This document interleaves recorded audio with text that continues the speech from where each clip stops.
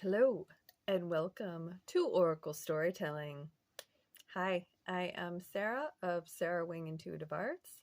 I am an intuitive artist, painter. You can find my art at sarahwingintuitivearts.com. You can find my work on Instagram, Sarah Wing Intuitive Arts. And you can find me sharing Oracle storytelling videos here and a mix of other things in my playlists. But hello, hi. Welcome to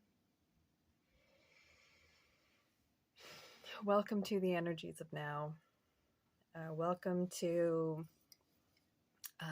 our current eclipse season, if you're watching in real time, or if you're stumbling upon this video at any other time, welcome. The feeling that might have drawn you forward could be a very very sensitive energy, very palpable sensitive energy. It could be an era of frustration or anger. It could be some kind of seed planted from when you were younger. Maybe you're feeling a little conditioning rising that's like a little uncomfortable, uncomfortable. But like I said, in real time, we're in eclipse season. We had our lunar eclipse, and it will not be long until we have our solar eclipse. And in America, it's a big deal because there's a nice clear path for so many to see if we are in that path. I won't be traveling, but I think it's always exciting. But of course, we all feel the energy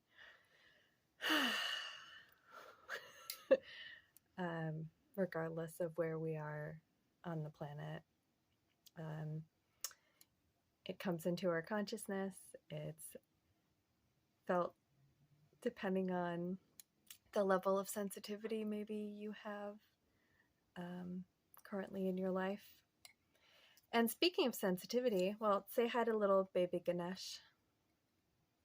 We love a baby Ganesh. I've definitely been feeling extremely sensitive, like really, really sensitive. And I'm feeling a lot of this, like Hecate, Inanna, going into these depths, these like in the shadow work feeling where you are just, it's uncomfortable. So if anybody's feeling that, I just want to say it's completely fine to not feel like anything's okay.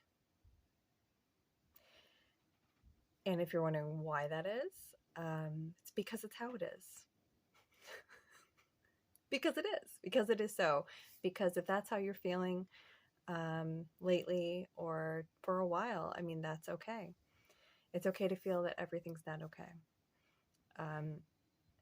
And part of this like uncomfortable integration of things that are inner unconscious in the shadow, right? Eclipse season that are in the shadow. I think it's a lovely thing to do to let parts of yourself, even if you can't name them, even if you don't even know what you're feeling, like you can't put words to it, but it's like you makes you want to like you know, that's okay.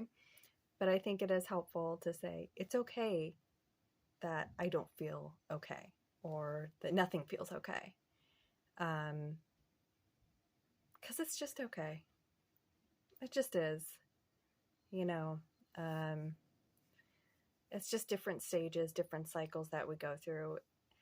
And we're in a certain cycle until, kind of the wheel turns with us and we're in a different one.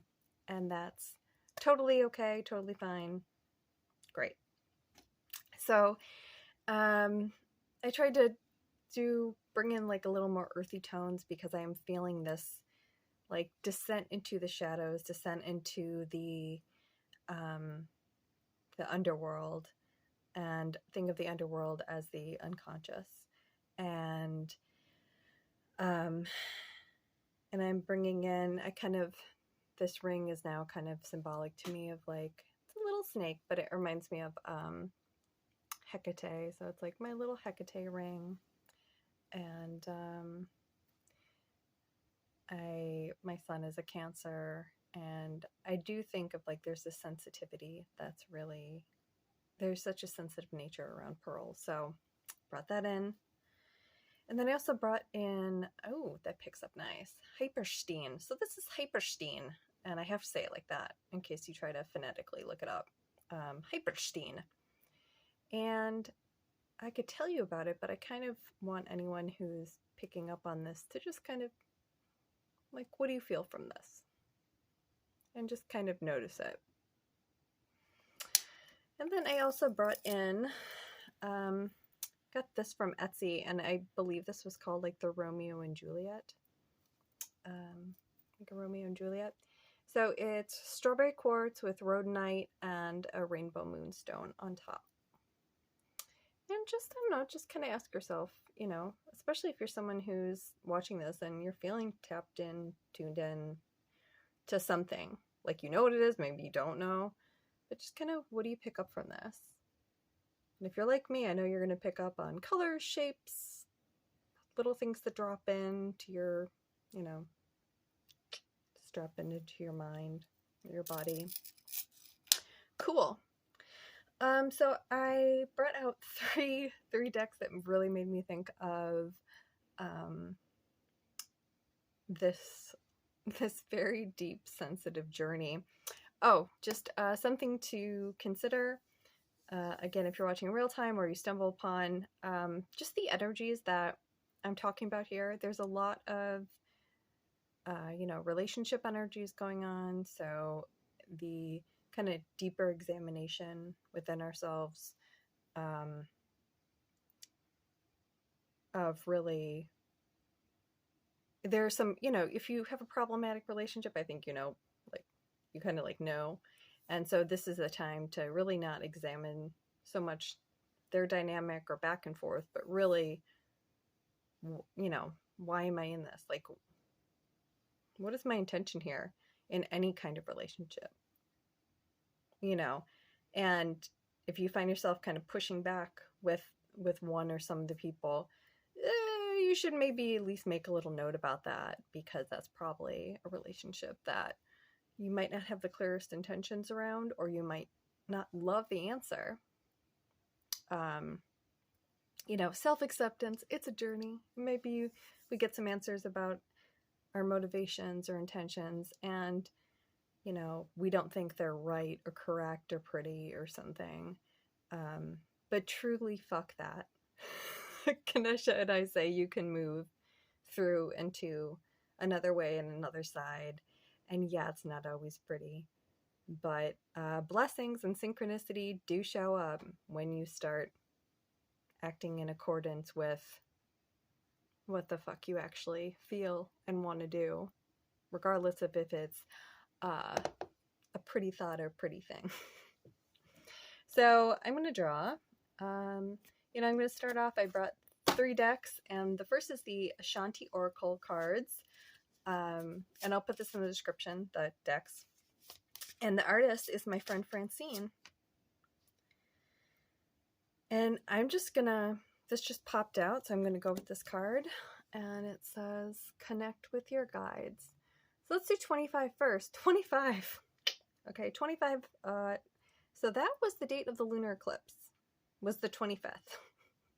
And I'm seeing a lot of like beautiful illuminating color here between the sky. I mean, I am getting big time lunar eclipse energy from this. So I'm feeling like, okay, lunar eclipse energy coming in. We have Libra energy coming in, hitting our charts and affecting us personally in different ways. But then here is this, like, I feel like this is a tune-up. Like, we're getting tuned up to these different aspects of ourself. And then we have our guides. So, where they work with guides, angels, ancestors. You don't need to know who they are. You don't need to know their name. I used to like connect and get a name and like specifically call out. I work with the ancestors now. I just say ancestors. I've learned I don't need to name specifically. Never even thought of that. So I feel like this is saying, whew, this big lunar eclipse energy that happened it's been downloaded into us. It's affecting us. Okay. And we've either started taking actions around this time or before this time when the energy is coming in. But it's ding, ding, ding. I feel like it's almost like, like a traffic light. It's like, as we go through the chakras, maybe as it's like tuning us in to our relationship energies, some of our chakras are going to be like green, some are going to be yellow, some are going to be red. And that might even be something you can do is just take that body scan and just do a little visualization of the lunar, like just imagine either white light or lunar light, or you can, when the moon comes out, stand under the moon or look moon gaze and just go chakra for chakra and see. You can ask, like, is this, what color on a stoplight is coming up here? Green, yellow, or red? And see which chakras are green, right? And you're like, cool, go that chakra. Yellow, okay, pay attention. Or red. And then kind of ask, the next thing you could ask with any like red chakra energy that pops up intuitively, you could say, is there a relationship that I need to relate, that this is related to? And if a name doesn't come right away, ask your guides or angels or ancestors, okay? Call them up. Ask them for information. Or before you go to bed, ask them, send me something in the dream so I know, and so I know what relationships to pay attention to. And wake me up so I remember. Or automatic writing with your angels, guides, etc. Very cool. Love you, Francine. Okay. And then I just started working with the ancestors, I said, and I'm using The Secrets of the Ancestors Oracle by Abiola Abrams, who's a new teacher that I'm really digging. So, geez, that just popped out. We had our lunar eclipse energy. Let's see what's next. Okay. I kind of doubted for a second because this almost feels like it wants to. No, that's for sure this. We got jumpy. Total disruption. I'm just reading the cards here. So interesting. Okay, so we have 13. I'm just reading the card. What I'm saying is not necessarily going to be like what the books for these say, okay? I'm reading the cards. And you can read the cards. First off, I'm going to say this as somebody who loves color, loves art. I mean, it's one of the reasons I absolutely love Tarot and Oracle is the art. So we have total disruption. I will say it's quite beautiful. There's a lot of, especially a lot of us like creative people, we're a little more sensitively tuned in, I feel like, in general.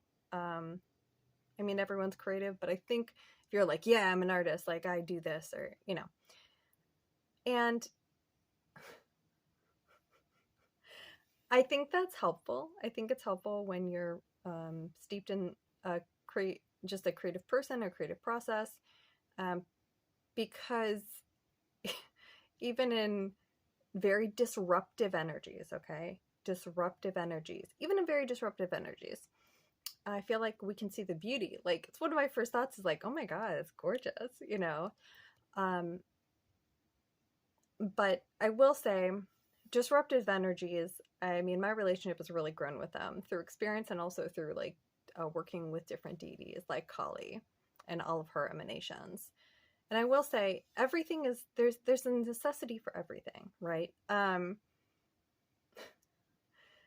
We all grow and change, and there's cycles. So sometimes, oh Lord, okay, here we go. All right, I'm going to say this is Saturn. Okay, I just noticed the planet Saturn right now. So I'm going to say that there is some kind of stern, the word stern healer came through. So there's some kind of healing that you need to do because it's in constantly disrupting your body for a long time, or a certain area of your body. And this stern healing, that's what's coming through for me. So a stern healing that needs to take place. So to me, it's like that kind of stern healer, meaning discipline. You have to get disciplined about whatever healing is constantly disrupting you, and not make it about the external, but really what's going on internally. You know, what is this thing that keeps happening to your body? And maybe it's a new thing. And maybe during these eclipse energies or your current energies in your chart, maybe it's just, you know, some things and you go, it'll pass. This is saying, will it? Maybe this is an opportunity amongst kind of feeling a little crappy in one way or another. Just saying. 13, pay attention to that. So that can mean different things to different people. You know, divine goddess number. It's also in traditional tarot. There's, it's the death card, which I always think of as rebirth. I love the death card. I think it's awesome. You know, and I know certain decks, I've seen it as like a Christ consciousness too. We are right around Easter. So like Christ consciousness. I did some beautiful healing work of forgiveness just today on a walk with Mother Mary. And so maybe that's coming through too. Like this energy of forgiveness, forgiving yourself. And sometimes it's really hard to forgive yourself or forgive others, right? Of course, it's life. So working with somebody, you know, either working with a Christ consciousness, working with somebody like Mother Mary, or just a deity or a loved one or someone that emanates grace to you, like makes you feel that sense of peace or grace. And even asking them, thank you, fill in the blank, for forgiving, fill in the blank, on my behalf. Or if that's even too much, thank you, fill in the blank, for forgiving, fill in the blank, on your behalf. If you need to place it in someone else's hand, because it's about being authentic with forgiveness. And forgiveness could, I mean, I think we could all talk about what that means for days on end, because of our life experience of living and figuring out what that means. But second card. Okay. And oh Lord, big guns, Motherpeace, the Motherpeace Tarot. If you don't know the Motherpeace Tarot, it is I mean, it's got that Kali energy. You just don't fuck with it. You don't fuck with Vicki Noble. You don't do it. It's beautiful. It's amazing.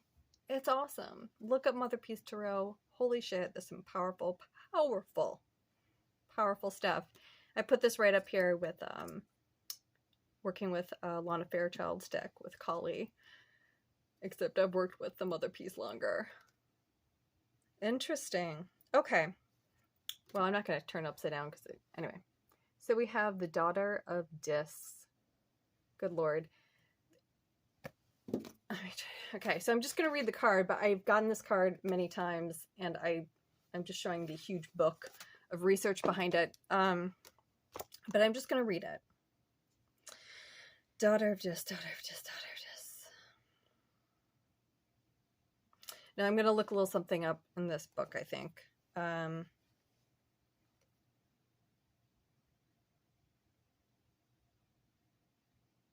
Actually, no, I'll just read it because that's what I said I was going to do. So, interesting. So there's a lot of earth energy discs, but we see these horns right here, and that's making me think of Taurus. So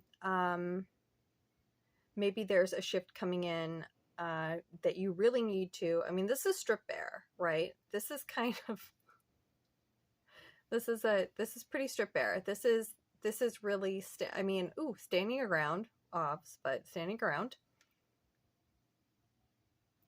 And I kind of feel like there's a sense of like this was an old lesson, like this is maybe conditioning what was taught to you, and then you kind of emerge. Oh, duh, Sarah, the Anana. Okay, so probably pronouncing that wrong. So this journey from the underworld into the daylight again. So here's this old conditioning, old lessons, old way of living, and then kind of finding the ability to stand on your own 2 feet and just starting. I mean, she looks very empowered, but I also feel like it's a new beginning energy. So it's like she has, you know, kind of the abundance and the wealth she needs right here. Okay, so we have this very active yellow color. It's very like active sun, right? Sun leadership. She's holding this, and I almost feel like this is like her value she's holding up to the world. So it's shining here. She's kind of broadcasting this here, and she's got the horns. This is very Taurian energy, which is you know, can relate to wealth and also food, and can also be very nurturing, motherly energy. It's connected to Venus, and I'm going to say that you know, this is about bringing yourself, like love for yourself. So again, maybe off that last card, like giving more attention and love to your body. And there's this jug here, and I'm just going to say this has a little star energy.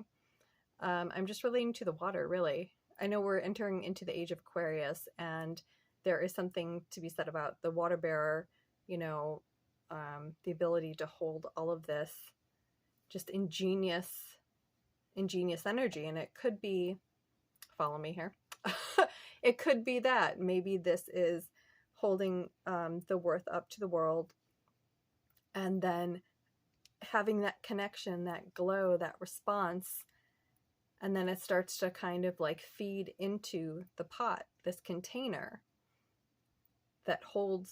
that's going to hold holds the value, that retains your value, retains your worth, retains this knowledge of your worth. And to have like this kind of reminder around you at times when sometimes you need to go back and you're falling, you know, you're playing in a world of old conditioning, but here's this pot that is captured and now holds, you know, the reflection, all this value that you've shown to the world, and the world reflects back to you. So now you can like carry it, take it with you, even as you walk into a world that is heavily conditioned. And then, of course, I have to say that for the great solar eclipse that's coming up, I mean, this is solar as hell. We have the beautiful, of course, like sun. And you know, beautiful, I mean, we just have so much bright yellow energy. I mean, this is, it doesn't just look like the ground is just radiating heat, right? Everything is just like retaining this lovely sun energy. So maybe that's something to keep in mind on the day of the eclipse, to remind yourself in whatever way makes sense, in a place where it makes sense, you know. If your world's chaotic, maybe putting yourself in a place that's remote, a different space, or just nature, or going in your backyard if you have a backyard. But yeah, that's what's kind of coming up. And I think I'll just end by, I'm just going to do a little oracle on the book for entering Hecate's cave, and get some just really loving wisdom coming through during these somewhat tumultuous. We do have some frustrating, disappointing energies around Aries and that Mars energy, and it can be very willful, youthful, mixed with frustration and anger. Not a great combination, which is another reason it's good to examine our relationships so we don't blow up or avoid people around us blowing up if we can. Okay, so a little wisdom around these just very palpable, somewhat sticky, icky, uncomfortable, sensitive energies.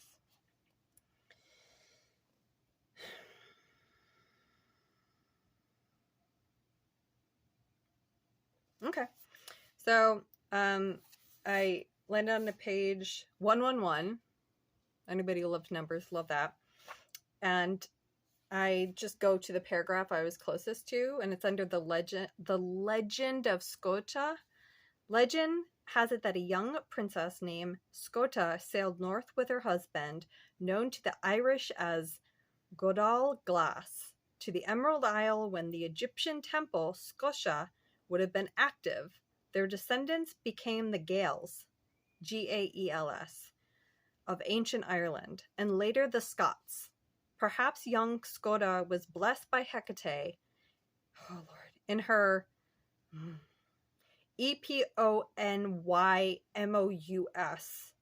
Eponymous eponymous temple. Perhaps she was blessed by Hecate in her eponymous temple.